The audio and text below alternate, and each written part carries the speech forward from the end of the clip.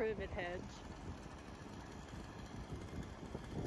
This privet hedge is just the ugliest thing, and it smacks me in the face when I mow. Hi, welcome to Sue and Sharon's 1970 home.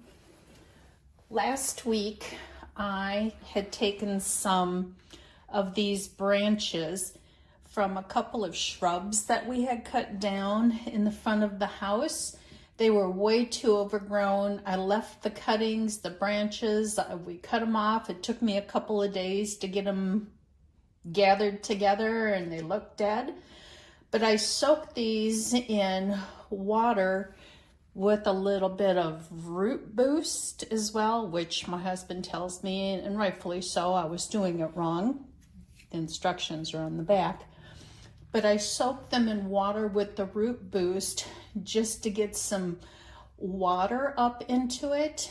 And after 3, 4, 5 days, I don't remember how long I had these sitting in water, I dipped the ends into the root boost and put them in this pot. And if they all take, and it looks like this is the weakest one and it's still going to do it, I hopefully will get 7 shrubs out of this. So I'm babying that. And I've got a couple of cuttings from Forsythia that I've been soaking in the same root boost water. Today I'm going to do the same thing with these as I did with this and see if I can get them rooted. And I've got a rose of Sharon. This one is lagging behind. Maybe it's because they're just now starting to leaf out outside, but I will do the same thing with this as well. See, it's just now starting to get some leaves on it. So if this is successful, I've got 4 more Rose of Sharon shrubs I'll have growing. And what's this? 1, 2, 3, 4, 5, 6 Forsythia. So this is the root boost hormone that I'm using. And then I also have a problem with gnats whenever I grow something. And I got this from Laura on Garden Answer. I don't know if you ever watch Garden Answer, but she sells this fungus gnat killer. And when she uses it, she just puts it in the soil. But the instructions tell you how you're supposed to use it. Right there. So, and I will show you why I'm doing this with the shrubs I've got. I also forced these redbud branches. So over Easter, which was nice, they were blooming. And I'm going to try the same thing with these as well. Even if I just get one to take, that's one tree eventually. But I've got 1, 2, 3, 4, 5, like 10 branches in this water. And now I'm gonna go outside and show you why I'm doing this. I'll give you an update on our yard. This garden area is to the south of our driveway. This area was crazy out of control.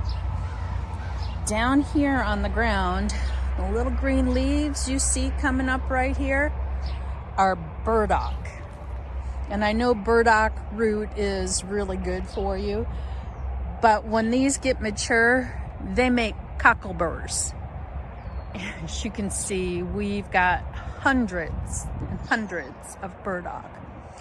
Also, in front of our evergreens are these dying, dead, decades old privet hedge. This privet hedge has been here for so long, there's just all kinds of dead Oh, goodness. Whole bunch of dead in it. And it just grows incredibly disheveled. Look at this. It just breaks off. And it harbors the nasty burdock. Amongst all of our evergreens is these nasty mulberry weed trees growing everywhere. Everything that's this light beige, all of these are going to grow up into our evergreens and shade the evergreens and kill them. So those have got to all go. This evergreen right here, this one is completely dead. And the reason why this evergreen is dead, somebody in their infinite wisdom decided to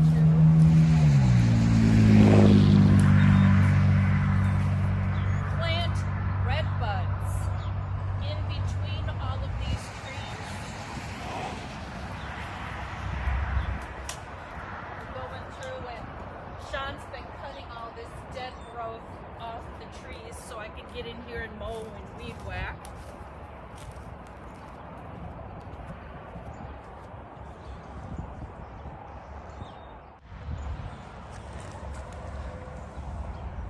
This and that, these two here, I'll go over and point to them, are redbuds as well.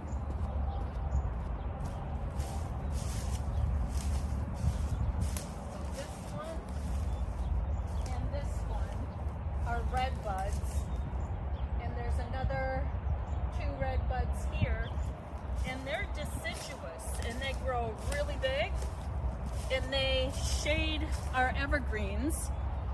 And they kill the insides of our evergreens. This is an evergreen here. It's dead on the top because of this stupid redbud and this stupid redbud. And then these two redbuds. It's killing our evergreens. Over the past month, Sean's gone through and he's cut all of the privet down that is disheveled. And he's gone through and he's started cutting all of the dead undergrowth so I can get in here and cut like I should. See all these branches here? This is all dead stuff. Here in front of our dining room window, there was one here and there was one here. Two shrubs that got so big that it would cover the view out of this window. Plus they had planted them way too close. Earlier this year, I had shown Sean removing these. But look at how close these were to the house. So the branches were scraping on the siding, and I didn't want it to ruin the siding.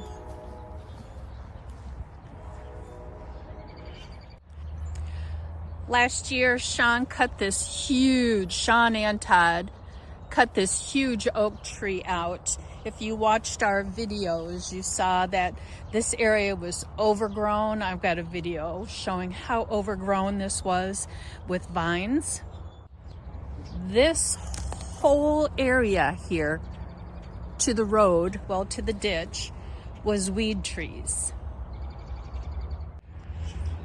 If you can see all of these pink flags, this is where we need to come through with the stump grinder and get rid of all this weed growth, this weed tree growth and shrubs that were out of control.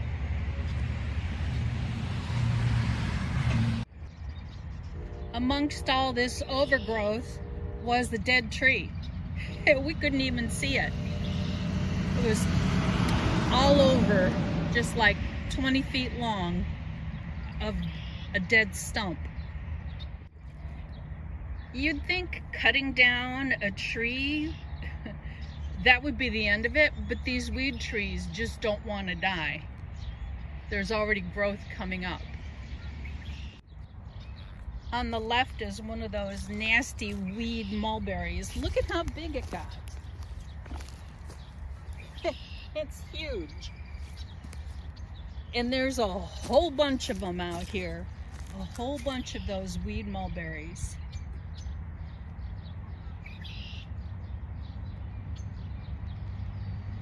See all those pink flags and all those stumps? We need to grind those up so that they don't come back. Here's a whole grove of them. They're so invasive. They're ugly. They're weed trees.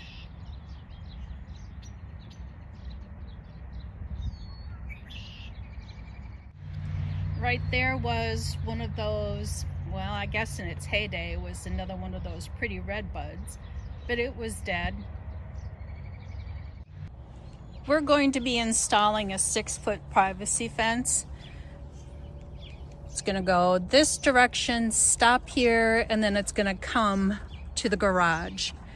If you guys recall me working in this flower bed last May, this used to be a pool here, and the previous homeowners filled it in. We're going to get a jackhammer, and eventually we're going to take out all of this sidewalk, and then we're going to smooth out the raised soil that's in that flower bed.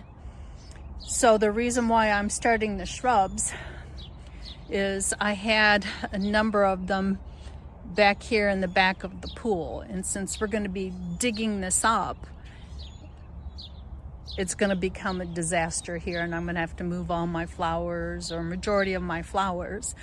But I don't want to lose those shrubs, so I'm going to start rooting them in so I can have them inside the flower bed.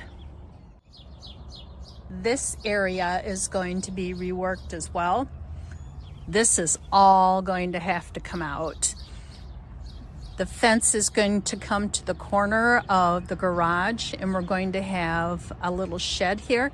So all of these rocks are going to have to come out, and Sean's going to pour a concrete pad. So this is going to be a busy project for us. A majority of these daffodils came from the front yard, and a lot of these irises came from different places in the yard, but also a lot of them came from Denver, from our friend Todd's mother's and sister's home. So we had gone out there last April, and they gave me a whole bunch of irises, so those are starting to come up. I'm excited. Sean's been working really hard at removing all of that privet hedge. He's got the rest of the driveway done, but this will need to be done eventually. We're not in as much of a rush there as we were in a rush on this side, because I want to get control of the stupid burdock. Do you see that stupid wild mulberry growing up inside our evergreens? I can't stand that stuff. This is my little hosta bed. It's kind of big, really.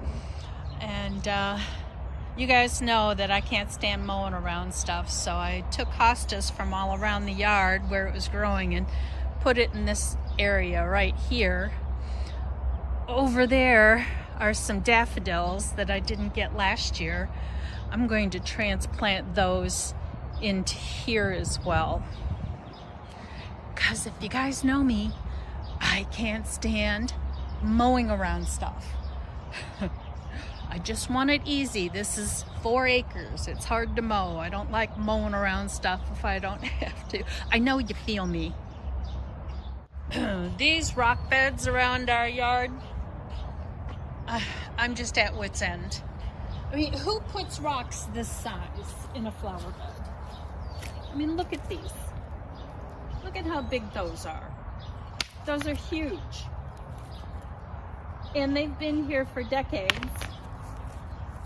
And there's all kinds of weeds growing up in here that I can't get control of. I don't want to spray Roundup here because we are on a well. And I don't want that glyphosate crap getting into our well water. So one of my projects this year is going to be, I'm going to have Sharon take the unloader, park it, and I'm just going to sit and throw rocks in it. I got to get rid of all these weeds. All these rocks, all those weeds. We tried to get control of this flower bed last year, so we ended up putting some weed cloth on it, and this stuff, it tore, it ripped, and again, more of these huge rocks, but we've got an infestation of bindweed in here that we can't get control of. We've only owned this property for 2 years, so we're trying to get control of an out-of-control situation. Any of this green that you can see, that's bindweed. It looks so harmless. It's got the pretty little white morning glory flowers on it, but no, don't be fooled. It's invasive and it's a weed, and it grows everywhere in this flower bed. So along here and around the chimney. And you pull morning glory, if you leave an inch, it will take a mile. As you can see, it's already starting. You can't get rid of it.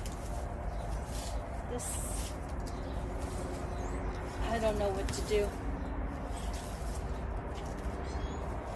I don't know what to do.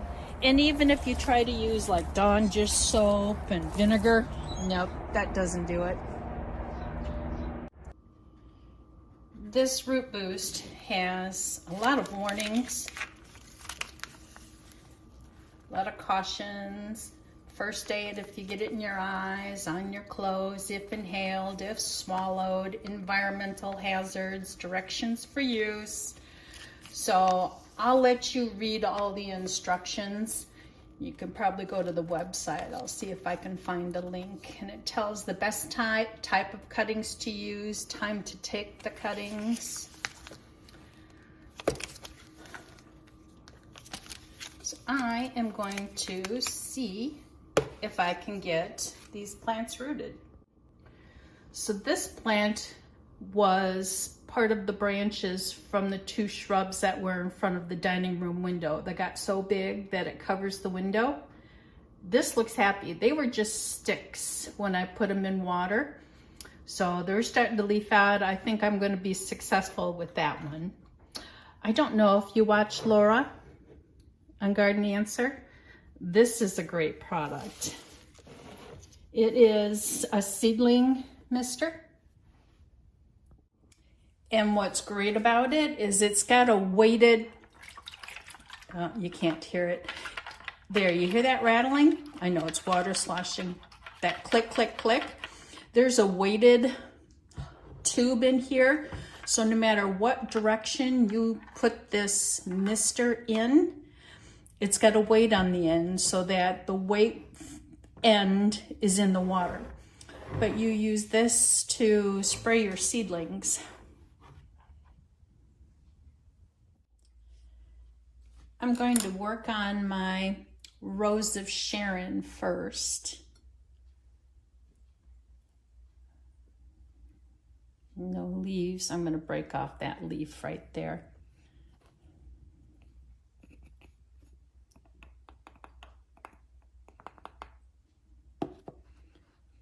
Let's see if I can get a little more on there. There we go. So that's the rooting hormone. got a skewer. I'm going to make a nice deep hole.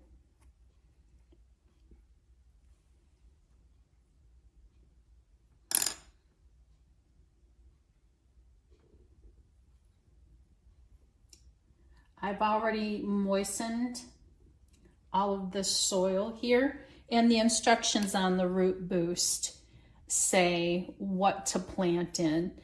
I'll see if I can screenshot what that rooting hormone says. And you follow the instructions. You know, you may not want to do as I do. You might want to follow the instructions, but this is how I'm doing it, and we'll have to see if I'm successful.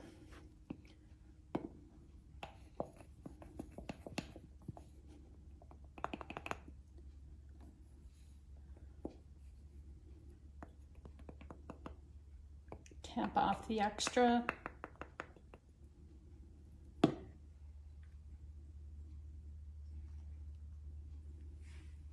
That's a nice tall branch. I'm hoping that one takes.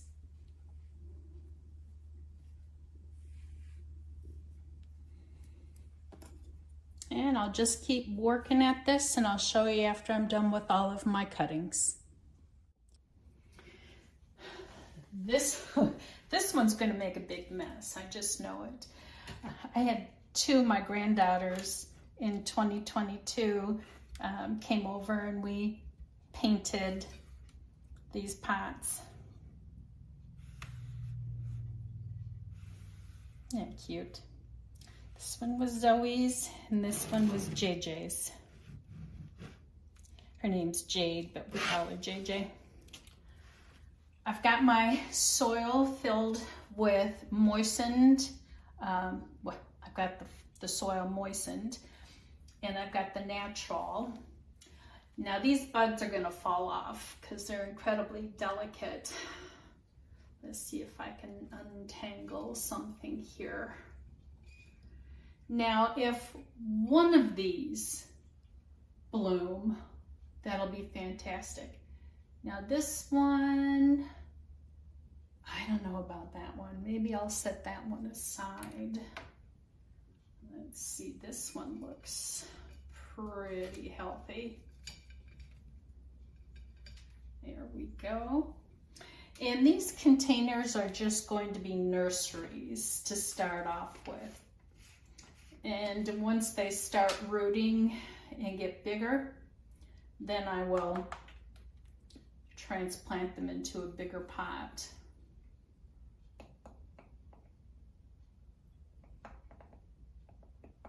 Shake off the extra. Turn this so it's not in the way. Make my hole. And today is April 9th. In a month, May 9th, I'll put an alert in my phone to update you.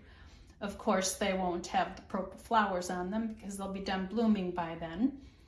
But May 9th, I'll try and update you to see if there's any green leaves growing. There's the first one. I'll take a picture when I've got them all planted.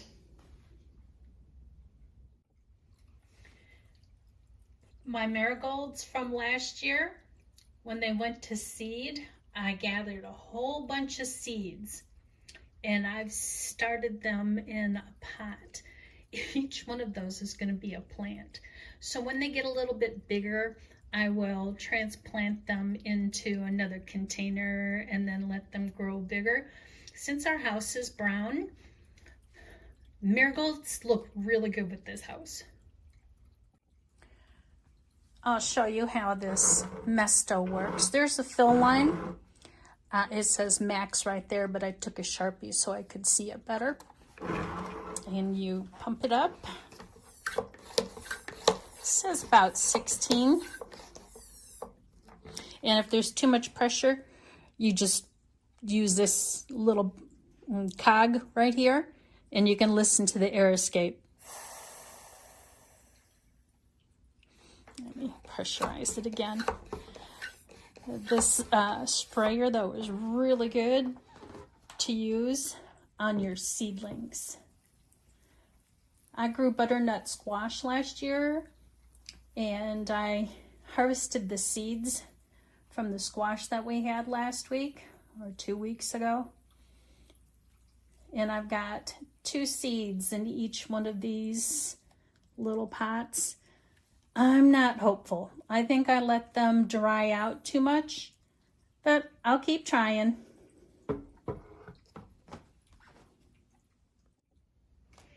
Here's the nursery. So once they start rooting in, I'll put them in their own container. But the back 4, 1, 2, 3, 4, are rows of Sharon. And then the front ones are Forsythia, and there's 6 of those.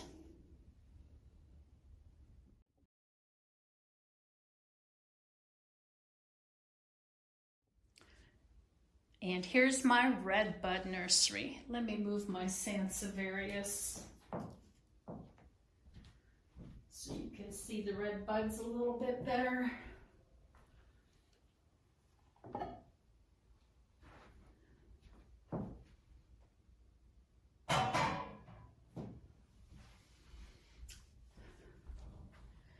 I have nothing against redbuds. You know, I am disappointed that we had to cut it down. But in our yard, growing a redbud amongst evergreens just kills the evergreens.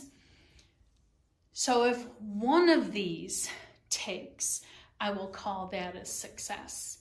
So keep your fingers crossed for me, and in the middle of May, I'll give you an update.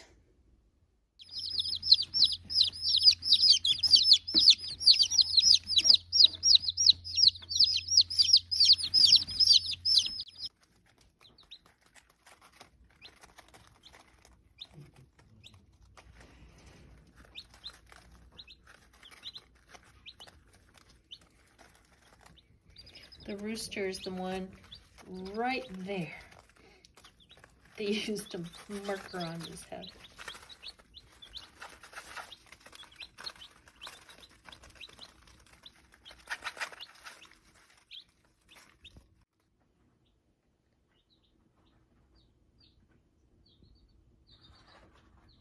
Remington's watching how many chicks? 8. 8 chicks. 7 female and a rooster. They're a day old. We just got them today. What, 2 hours ago, 3 hours ago? So this is the first time Remington's checking them out.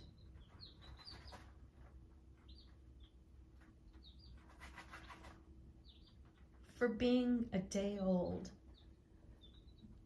the chicks can drink, they can eat, they know to go under the brooder